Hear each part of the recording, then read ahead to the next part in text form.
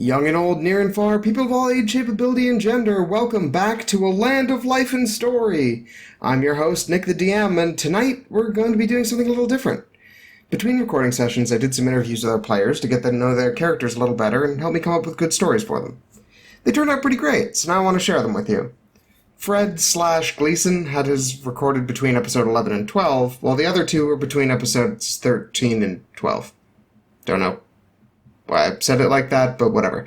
So there might be a little discrepancy of what's happened so far between them, but generally they're at about the same time. In any case, I hope you enjoy learning more about our cast. Also, I've got a little bonus scene after the end theme, again, so stick around. Anyway, without any further ado, let's get this show on the road.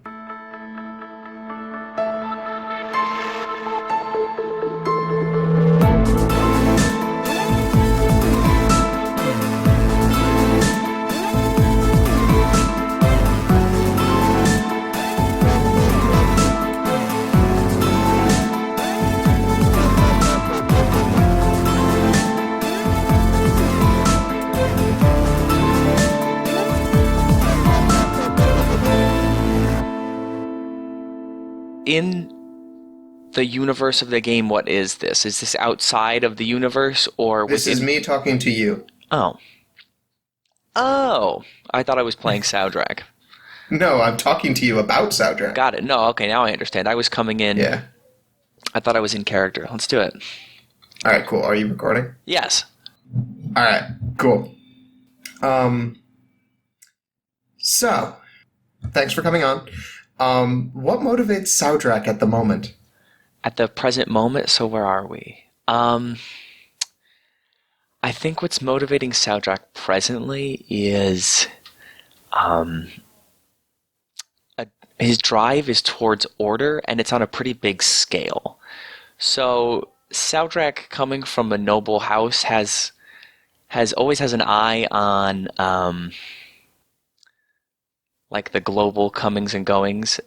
He's not strictly concerned, I would say, like where Dragon is, just like in the moment what he's doing as himself. He does have longer goals towards order in the world, and to him that would be a drastic reduction in the power the Fae have in on all continents aside from the Dragon continent.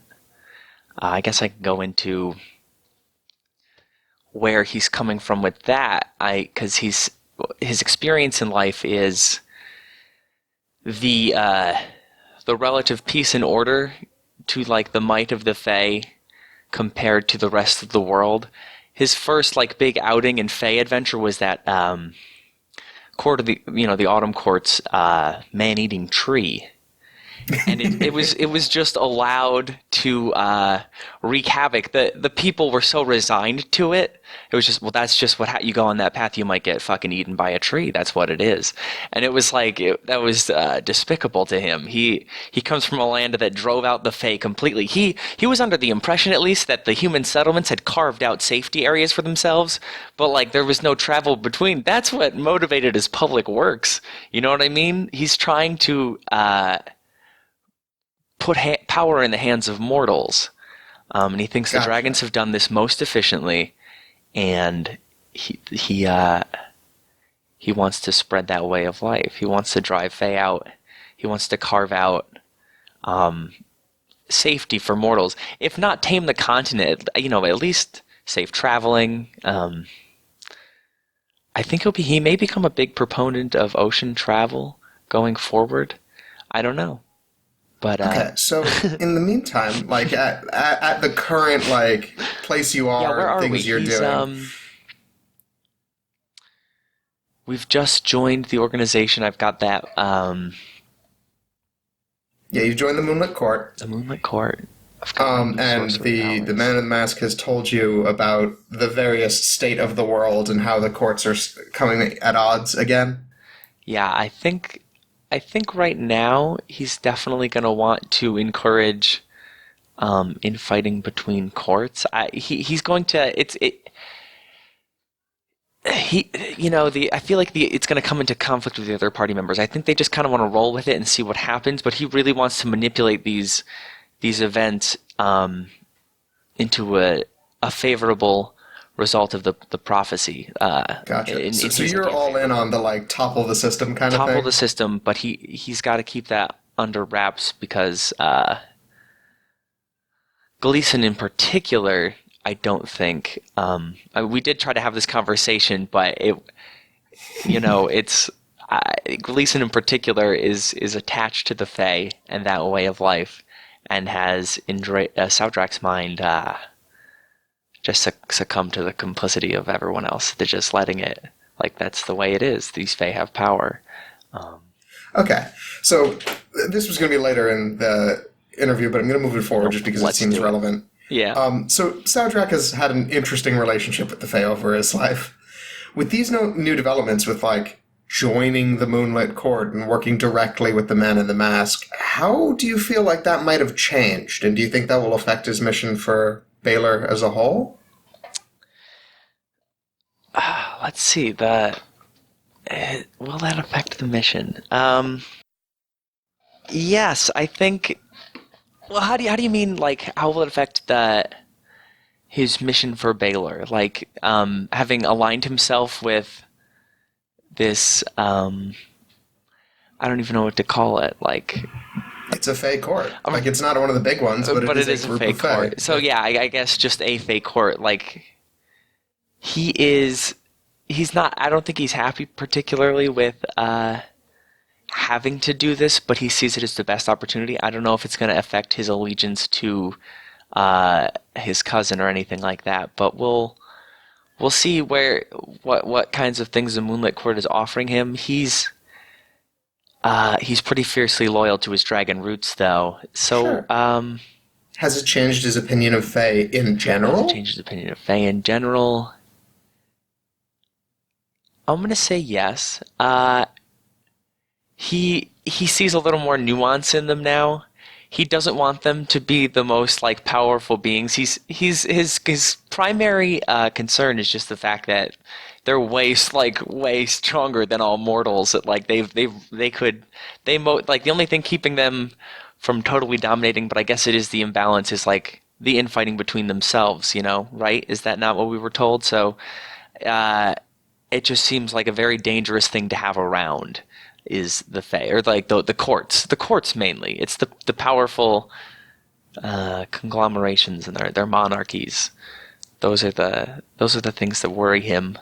But I don't think he's concerned or threatened by the Moonlit Court, and I don't know if he's necessarily opposed to working with them long term or giving them like a seat of power, because they would be okay with like toppling the courts, sort of, as he understands it, sort of restoring balance. I guess the balance to him isn't like seasonal between Fae balance. He wants a balance between Fae and mortals. Fascinating.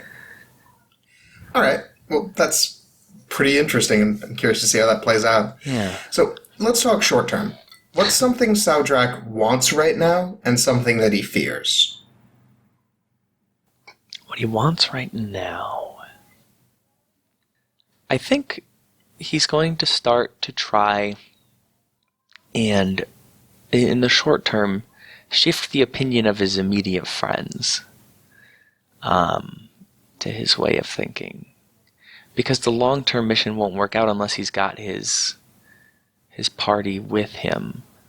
And I think he's afraid, I think he's very afraid of the group breaking up because of his own personal views. So I think he's got to find a way in the very short term to at least... It was sort of dealt with, like where we said, all right, we'll just like let it be for now and play it by ear. But he's got to find a way to reconcile the different views in the group to go forward. And I think he's going to try it soon. And he's afraid that it won't work. Interesting. Because I think they've drawn a lot of acclaim and power as the three of them. So he doesn't want to lose this relationship because it's a very efficient... it's an efficient honor-generating machine. They can build glory and acclaim with this little tactical squad of beefy boys. They're an So efficient your relationship with your party members might be a little more impersonal than the way that than what they're they're thinking. seeing it. Definitely. Definitely. Wow. Yeah. All right, that's fascinating. But I don't think there's it completely lacks the personal element, but he's got his eye on the what it can do for him. Huh. His personal allegiances are home. That's really cool. All right, next question. How does Saudrak view death? Death is out of the question. For himself, no, it can't happen. He's got too much. He's got too many coals in the fire right now. Do you mean death in general?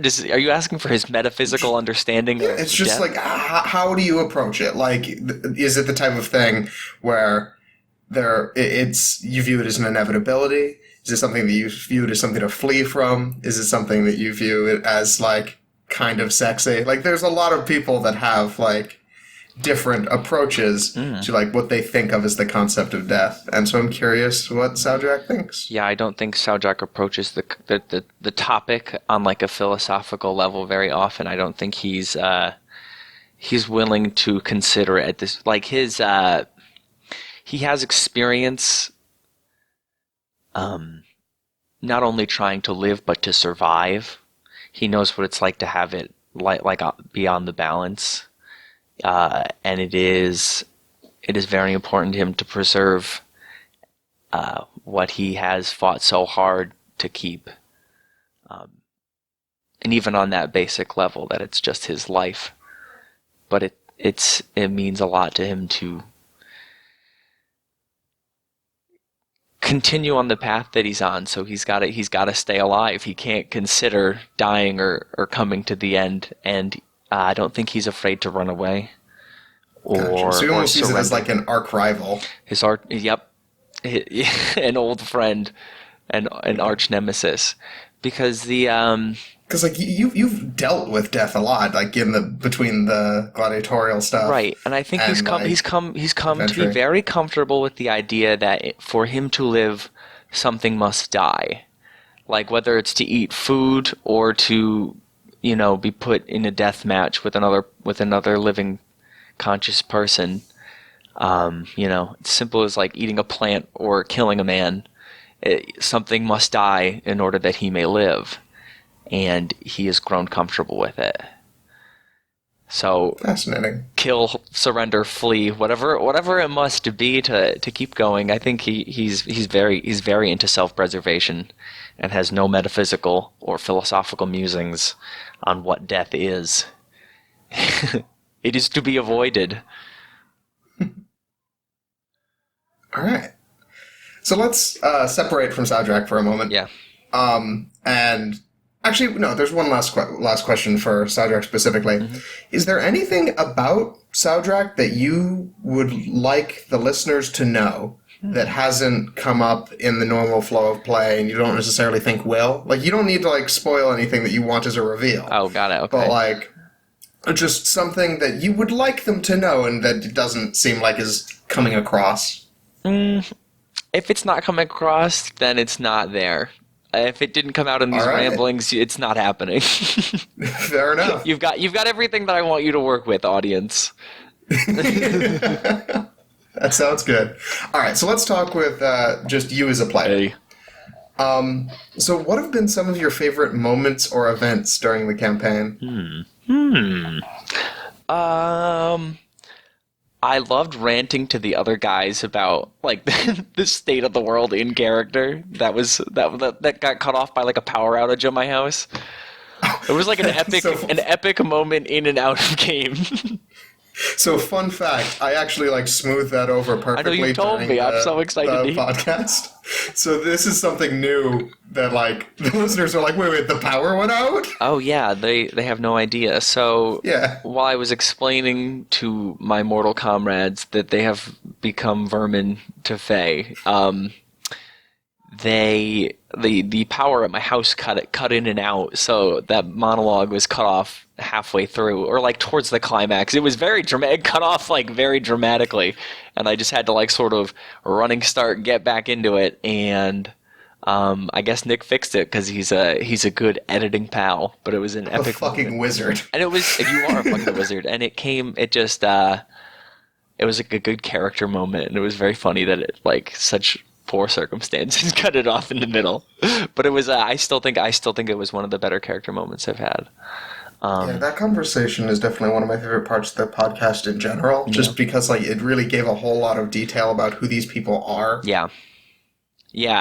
It was very fun, and nothing will beat like Dragon trying to recruit the cute characters, or not Dragon, Saldrak trying to recruit the cute characters, because it's so much fun. Like the little goblin guy was adorable, and he was like, it was great. And then we have a son, and like I want him to stay in the party forever. Like that'll probably be the end of our adopting because we got to take care of a boy now. But like I really want to like make this a good character, and like teach him to fight and have a fourth party member be an NPC.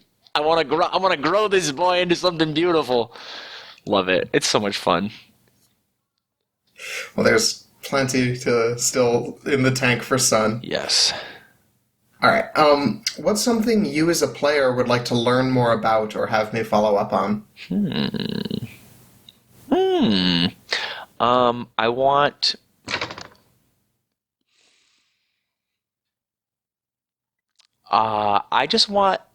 I want to.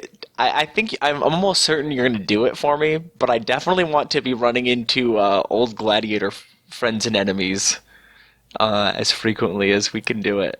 Or not as frequently as we can do it, but just whenever it fits in. And I know you're doing it, so I just want to keep seeing more evidence of the Worm Lord out there and all that. That's great.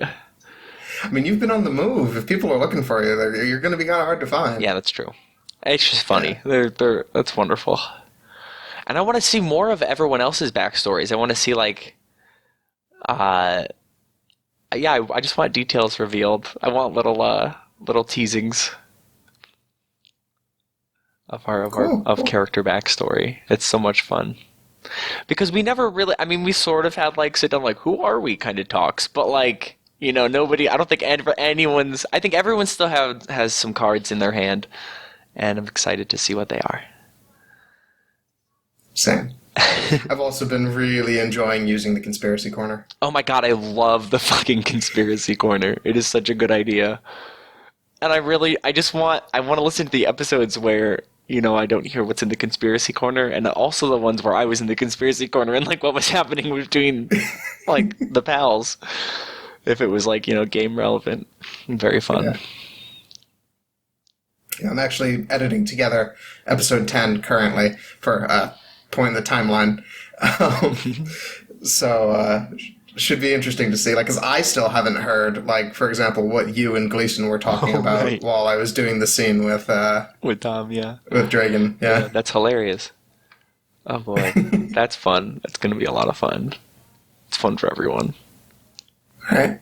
Well, thanks for coming, and let's look forward to episode 13. Yeah, everyone, watch out for number 13. It's gonna be Lady good. Midnight's coming to town. Woo! It is, too, part of the life cycle. Decomposers. I dare you to come up with a definition that includes all of fungi and bacteria, but excludes me. Look, Terry, all I'm saying is that if necromancy were part of the natural order, you'd be seeing a lot more druids doing it. The weave is a natural occurring phenomenon, and necromancy is one of the 8 cardinal schools of magic. If it were unnatural, then it would be jury-rigged from other schools, or outside the system entirely. Okay, fine. Maybe necromancy as a whole isn't fucked up, but you cannot tell me that is normal. The velociraptor made entirely of severed feet says nothing, but it waves politely at the 2 men staring at it. Okay, point taken. Suddenly, Terry goes stiff as a board and shudders. Holy shit. Did you feel that? Yeah. That's a lot of death. That can't possibly be good.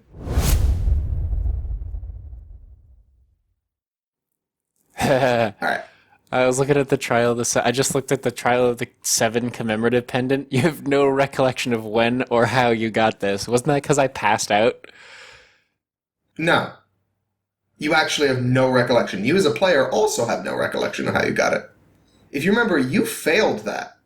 I do vaguely remember. No, that's what I'm saying. Like, I have no idea of when or how I got that because I got knocked out and fucked up by it. Yep. So it's like I blacked out and woke up with a pendant saying, "You did Trial of the Seven Trial of the Seven shot glasses." It's like, oh, yep. What the fuck is a salty hammer? No, you totally remember the entire events of that night. The what? You remember the events of that night. Oh, okay. You did not win one of those pendants. Oh, then why do I have it? I guess is the question. So yeah, maybe bring that up on an episode. Or actually, you know what? Screw it. We'll retroactively have started the recording a minute ago. All right. So I have you here to talk to you about generally just a couple things about Gleason's character, like have us learn a little bit more about him, and also help me write the rest of the campaign, pretty much. Gotcha. So I want to get a better understanding of both, like, his interaction with the world and also, like, you as a player. So you interacting with the world as Gleason. Yeah, exactly. So let's just start with what motivates Gleason at the moment. At the moment, it's kind of curiosity more than anything else, I would say. Just like we've ended up wrapped up in this kind of thing. We've done a lot of shit. So much shit in like a month. It's I would say Gleason's kind of at the point where it's like, all right, what next? Like, what possible thing could happen next? And all right, so is he more like along for the ride, or is he actively seeking out adventure? I would say it's kind of halfway between. It's not a very good answer to that question, but yeah. Short answer, yes. Like, he's kind of invested at this point, though. Because before it was like, let's do this. Gotcha. Like, yeah, okay.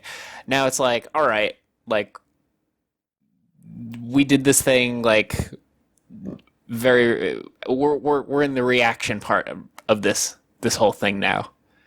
Like, the fall court is gunning for us, and we're like, okay, how do we not get fucked up? All right, cool. So what's something Gleason wants right now, and what's something that he fears? Okay. What does Gleason want? I would say, well, I guess number one is kind of like curry a little bit of favor with the summer court again. Because if I remember correctly, the summer court coin that he had in his chest plate cracked. And he's like, oh, fuck. Also, Lou. He met Lou and was like, all right, I like him. Gotcha. So you want to try and follow up on that? Yeah, like almost any chance that he can curry a little bit of favor with the summer court would be dope for him. He's like, that's that. He'll kind of veer that way if he can. Would that be something he fears too, since you may have strayed from a path where that works? Yeah, a little. Yeah, I would say that he's kind of afraid that part, because, put it in his chest plate. That's kind of a big part of him as a person, like warmth, that kind of fire. But now he's like all wrapped up with the moonlit court, and that's like darkness, edginess, and that's not what Gleason's about. Is that your take? So far, yeah. I guess it is the edgy part. Good to know. I would have thought that would have been like autumn. Or No, yeah, winter, I know, yeah, but still, sure. still, like The moon's also kind of edgy. when you think of summer, you don't think of the moon.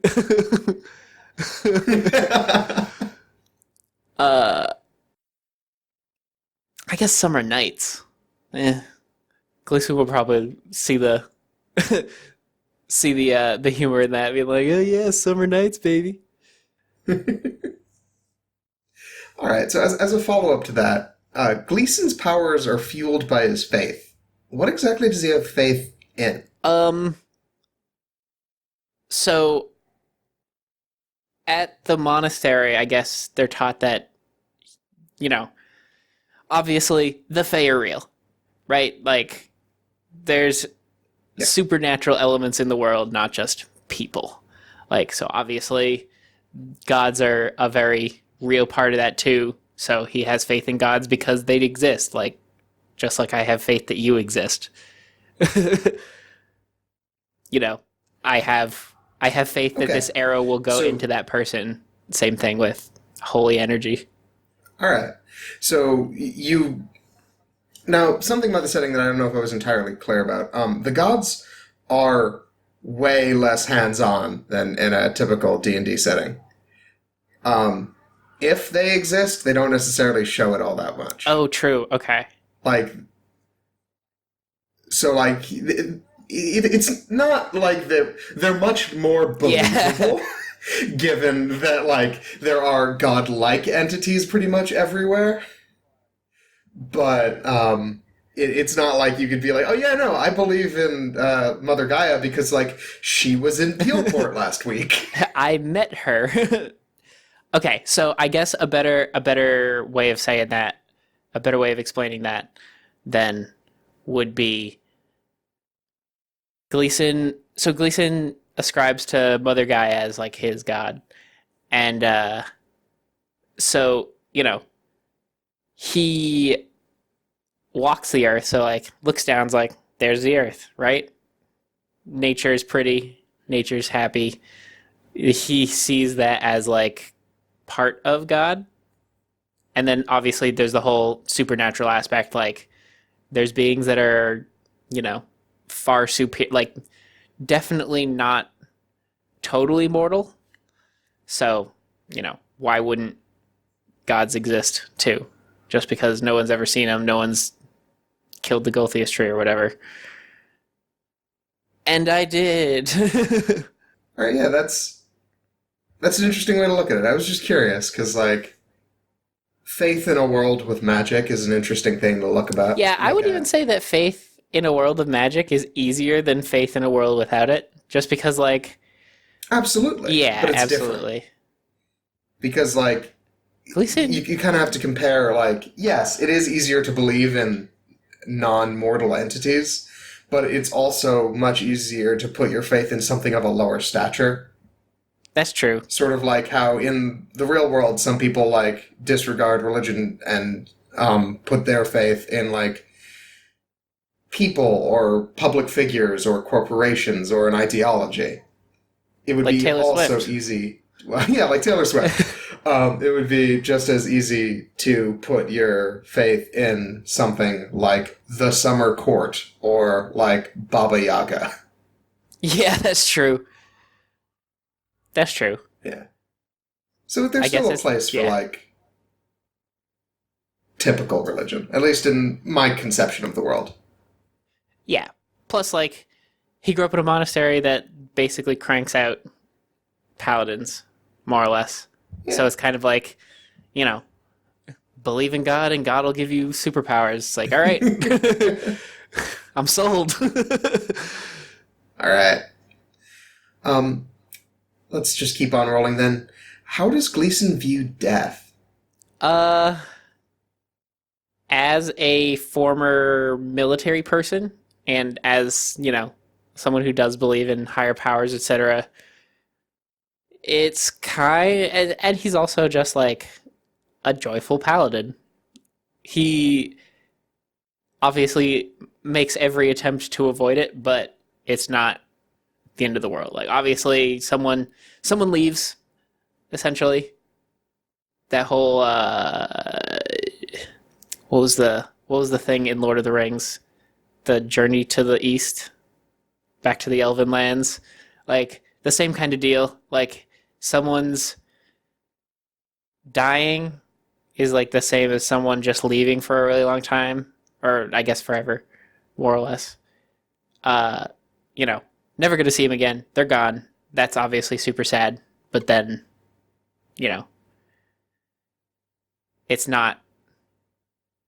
He's not going to fall to pieces per se. Gotcha. So death is like a calm inevitability. Exactly. Like can't escape it. Don't worry about it until it happens. Okay.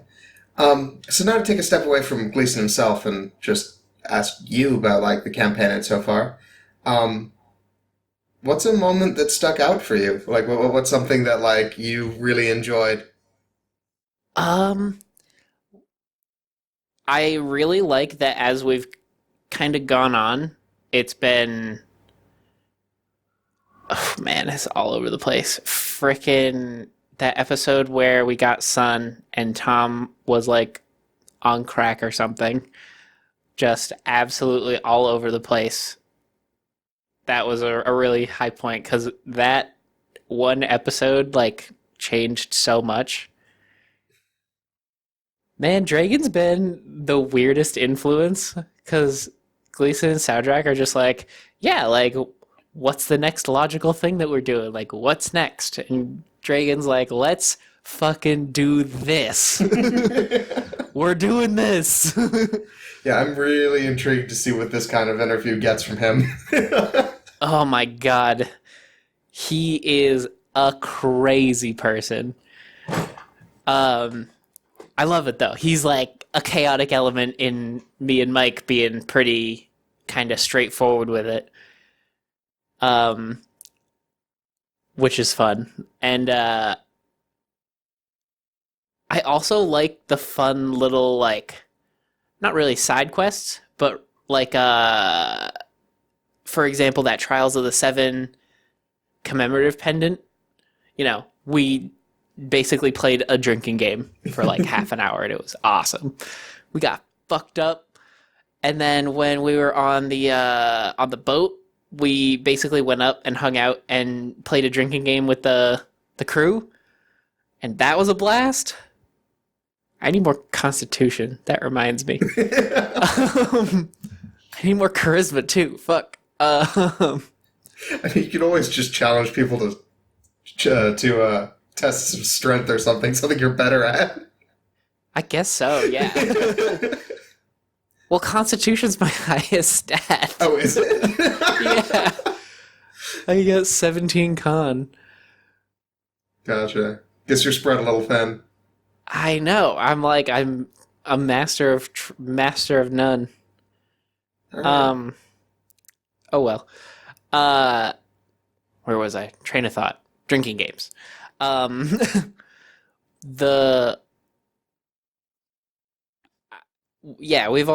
just kind of gone in directions that I didn't think were possible until they happened. And I think that's a super big credit to you as a writer, because you're just like, what the fuck are they going to do? They're going to do something crazy, so I got to prepare for that. At least a little bit. Yeah, no, it's been an experience, because even in some previous episodes and the one coming up, like, I don't know what continent you're going to end up on. Like, you could stick around in town for weeks on end, and there's stuff for you there. Or you could just, like, you're in a port, you could hop a ship and go anywhere. And I wouldn't put it past anything. you. Yeah, I could just be like, oh, they're going to blow up this town. Like, we can't stop it. We should leave. Like, Yeah, I've been fascinated seeing where you guys think your power scale is. Because, like, there are some things that, like, might be a little out of your reach, but you're, like, doing it, going for it. And there are other things that you just, like, are clearly aware of are out of your grasp. Yeah. Yeah, and like you said, our scale on that is kind of skewed. Like, we're just like, can we do this? It's either we're super confident and we kind of shouldn't be, or we're super not confident and we probably could be. I don't know. I did appreciate that you got a real good read on the Night of Winter, though. That was probably my favorite On the- reaction in the on the who? podcast so far. The Night of Winter. Oh yeah, we're all like, oh no, we're not with him. I asked if you wanted to roll initiative. You were like, oh, hell no! Nope. I just lay down, flat on the ground, face down, put my hands behind my back. Just like, nope. So, what's something or someone that you as a player would like to learn more about or have me follow up on? Son. That's genuinely... Oh, back to what I'm super excited about. The whole sun thing. Like, Oh, man. I'm thinking about it again. Ooh. I feel the same way about that character that I do my cats. I love them so much. And the way that you characterize them is so earnest. I'm like, yes. Boy. Well, I promise there's a deep vein there. Yeah. Sun, mostly. And beyond that, oh shit. Dragon. Interesting. I want to know more about Dragon. Even, yeah, as a player, because it's like, the more we find out about him, the more he's kind of like, oh, maybe he's a bigger deal than we thought. All right, cool. Maybe he's as appropriately big of a deal he thinks he is. Well, we'll have to see. That's one of the few things that I have very little control over.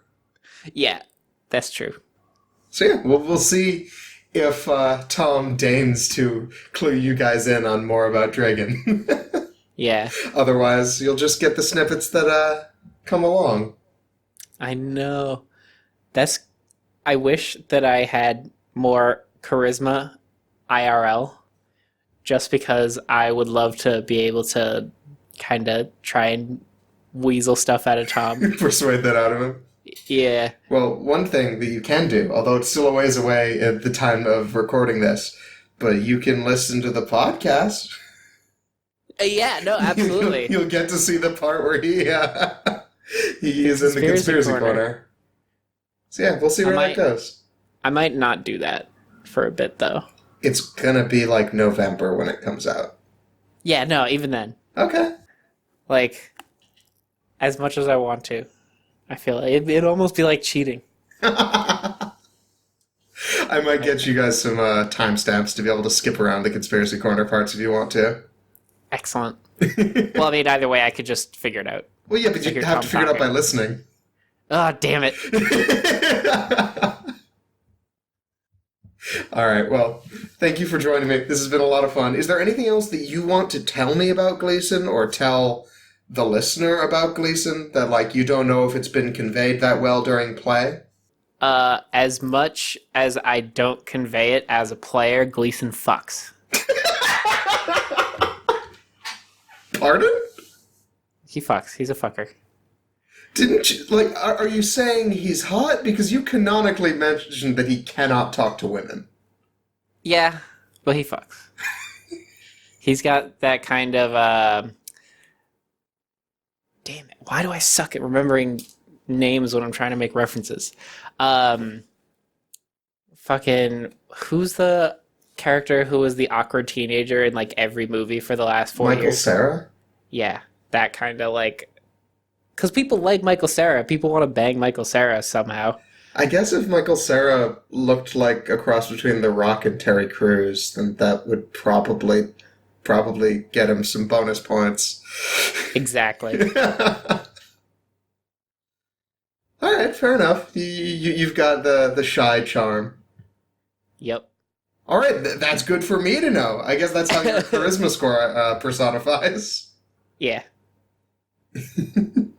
I love that image of Terry Crews in full paladin armor. That's my idea of Gleason. Oh, That's another thing. I also want to know what happened to Soudrak's brother. Like, we came to the Baylor? place he was at, but Yeah. he's not here. Yeah, well, I mean, if you look into it, if you remember, this isn't the town he went to. Oh, wasn't it? Okay. No, you're on the right continent. But he would have passed through here to go to another town. Okay. Kellum of House Serrek was not having a good time. Maybe he wasn't the most obedient soldier, or the most talented soldier, or really much of a useful soldier, but he was a soldier, damn it, and deserved better than being shipped halfway across the planet to be some lordling's beast of burden. This was bullshit, and Lord Baylor would be hearing from him about it. Eventually. Probably. Kellum let out a sigh and marched up onto the deck for easily the 10th time that day. "Captain!" he shouted up to the man at the helm. "When are we going to get to this damned banana land?" The captain, an older dwarf with a hat far too big for his head, laughs at the disgruntled dragonborn, but his face betrays concern. "Not far now. But it's strange. The shore is still beyond the horizon. There's an awful lot of smoke. You best be prepared for the worst, me scaly friend." Alright, so, I guess we'll just jump right into this. Right. Sometimes Draken is kind of hard to get a read on. What motivates him at the moment? At the moment? Yeah, like in general, but also like in the more recent events. It's a good question. Let me think. Well, he is, he's all about the moment. And enjoying himself as he's in the moment. But definitely, currently, the whole, dad being alive thing, big shock to everyone involved, including myself. So that's probably, the big one. And then on the sillier side, definitely wanted to get that cart, because I genuinely forget where that is. I think that was a pretty fun thing to try to figure out, because I have no idea. And I don't want to look back. I want to try to figure it out with context clues and literally just stumbling upon it. Go, oh, here it is. Wonderful. All right, yeah, no, I will not tell you where the card is. I guess don't go back and watch the episodes. Yeah, I think it'd be kind of fun to just actually kind of as a date, like a drunk haze. All right, I know we're around here, and then there was blackness, and then this thing happened. So that kind of stuff. Amazing. All right, what is something Dragon wants right now, and something that he fears? I know you sort of answered the first part with the cart and finding out about your dad. Yeah, so I guess that'd be kind of the want stuff. I also want a good, wholesome life for my son, for our son, but really I'm best dad, so I'm like, it's my son. And fears. Well, the life of my son not going well, but I guess realistically that I've been living a lie for so long with Papa being dead, or I thinking he's dead and he's actually alive. And that's big scary. Okay, cool. How does Dragon view death? How does he view death? That's an excellent question.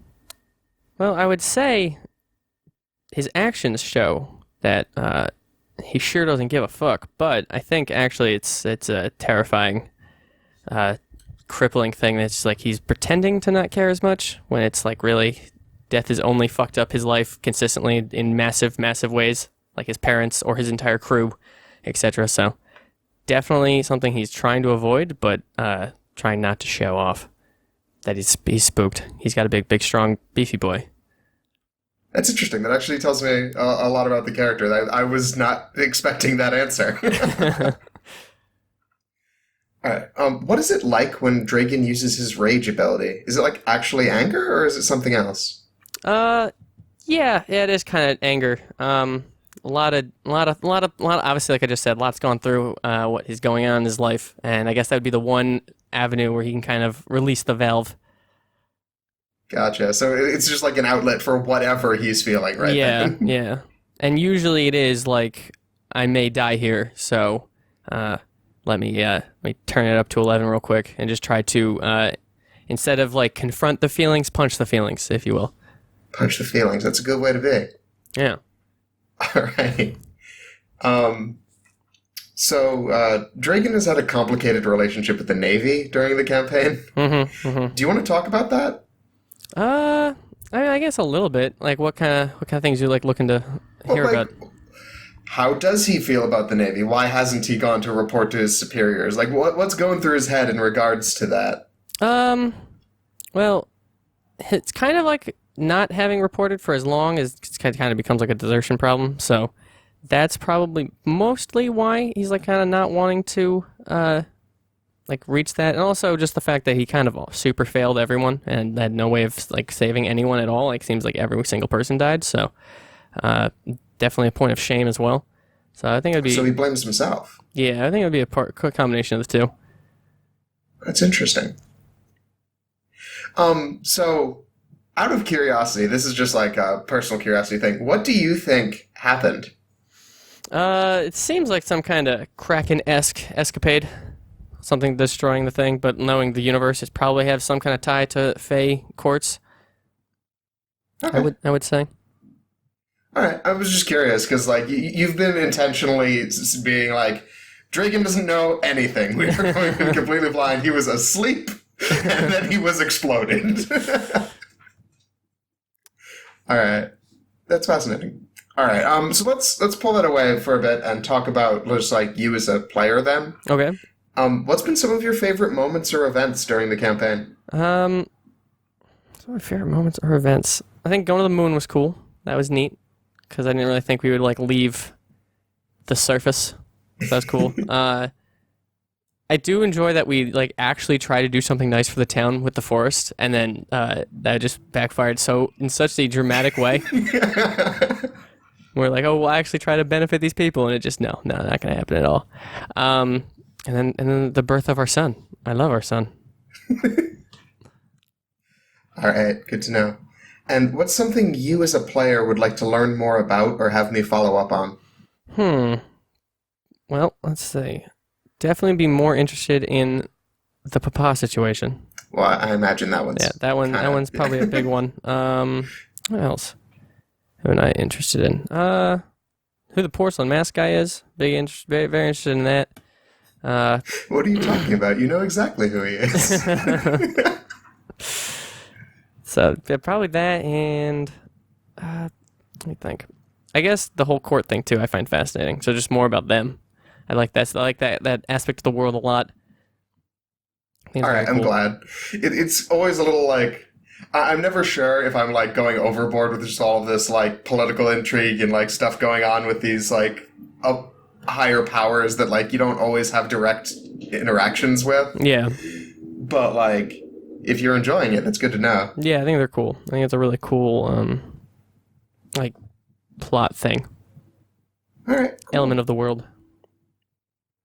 Then other than that, do you think there's anything about Dragon that you know as a player, but you don't think has been specifically conveyed that you would like the audience to know? I think everything I said earlier. I think that's pretty much... Yeah, that was big. I think that's probably the big one, yeah. So I'd go with that. Right. Otherwise, I think that's, yeah. Cool. So that's pretty much the end of this, but I do want to tell you before you go, since you're probably not going to be listening to these episodes, Fred, in his what's something you as a player would like to learn more about or have me as the DM follow up on, listed Dragon as one of the most fascinating things that was happening. So, like, just I'll let you know that your fellow players are interested in your backstory. Well, that's good. That's good. I'm glad I can have that effect on people. All right, cool. Well, thanks for being here. Oh, thanks for having me. See you in the next episode. Toodles.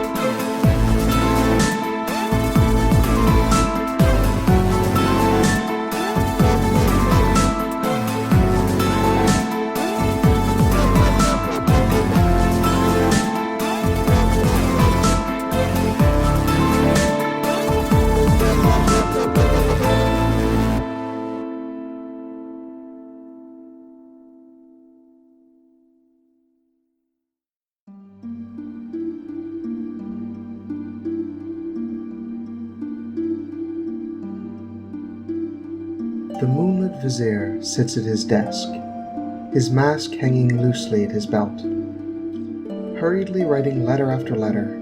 Each one is carefully rolled up, tucked in a scroll case, and given the wax seal of the moonlit court. Zoe floats over to him, placing a fresh ink pot and several sheets of blank parchment onto his desk. "Do you need to do this right now?" she asks, a look of genuine concern crossing her face. "It's super late." The vizier puts down his pen for a moment. He is tired. More tired than he's ever been. But the work will not finish itself. He turns to face Zoe and smiles gently.